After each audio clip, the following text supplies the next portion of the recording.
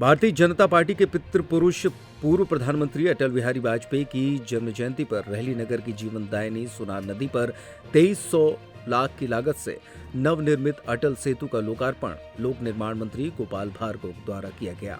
साथ ही 100 लाख की लागत से निर्मित नवीन विश्राम गृह और अटल सेतु से मोहार अस्पताल चौराहे तक डिवाइडर, स्ट्रीट लाइट और ड्रेनेज सिस्टम सहित 4 लेन मार्ग निर्माण लागत 710 लाख और रहली चांदपुर मार्ग से बरखेरा सिकंदरा मार्ग लागत 177 लाख का भूमि पूजन किया गया। मंत्री गोपाल भार्गव के द्वारा सुनार नदी पर पुल निर्माण के लिए किए गए संघर्ष से जुड़ी एक लघु फिल्म भी दिखाई गई, जिसमें बताया गया कि जब पुल नहीं था तो क्षेत्र की जनता को कितनी कठिनाइयों का सामना करना पड़ता था और कितने संघर्ष के बाद इस पुल का निर्माण कराया गया। लोकार्पण के उपरांत सांस्कृतिक महोत्सव की शुरुआत की गई। महोत्सव में प्रसिद्ध टीवी शो सारेगामापा में अपनी प्रस्तुति दे चुके गंजबासौदा के निवासी शरद शर्मा और उनके साथ प्रसिद्ध ऑर्केस्ट्रा कलाकारों के द्वारा भव्य प्रस्तुति मुंबई से आए प्रसिद्ध dance group Anil dance crew के कलाकारों द्वारा दी गई।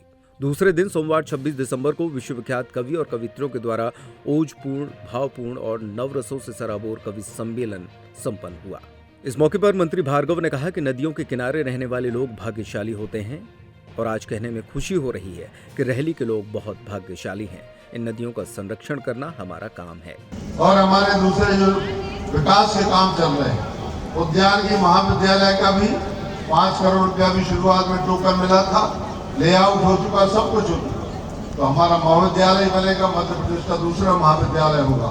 पहला मंदसौर में है, दूसरा हमारा रहली में होगा। दुर्भाग्य से सरकार चली गई थी 1.25 साल के लिए, तब वो मुझे आज राय तक बचे नहीं है, लेकिन सारे दस्तावेज, सबूत, सारी बात हमारे माननीय पूर्व मुख्यमंत्री कमलनाथ जी छिंदवाड़ा लेकर, वो भी दस्तावेज मेरे पास। और जब मैंने आपत्ति की तो फिर वो चीफ सेक्रेटरी की अध्यक्षता में कमेटी होती है, तो इकबाल सिंह भी चीफ सेक्रेटरी ने उसके लिए पुनः रैली वापस कराया और यहाँ पर उसके लिए भूमि हमारे टिकिटोरिया के सामने आरक्षित थी, उसके लिए हमने नींव रखी।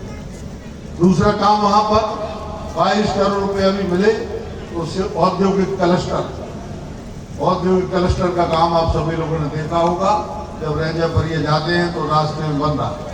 तो मेरी कल्पना ये है कि आगे आने वाले 2-4 साल में उद्योग खड़े हो जाए, जो भी जिस प्रकार के उद्योग होते हो, चाहे फर्नीचर के हो, चाहे गारमेंट्स के हो, चाहे अन्य प्रकार के, क्योंकि हमारे कच्चा माल नहीं मिलता और इस कारण से हम कोई बहुत बड़े स्टील के कारखाने खड़े नहीं कर सकते।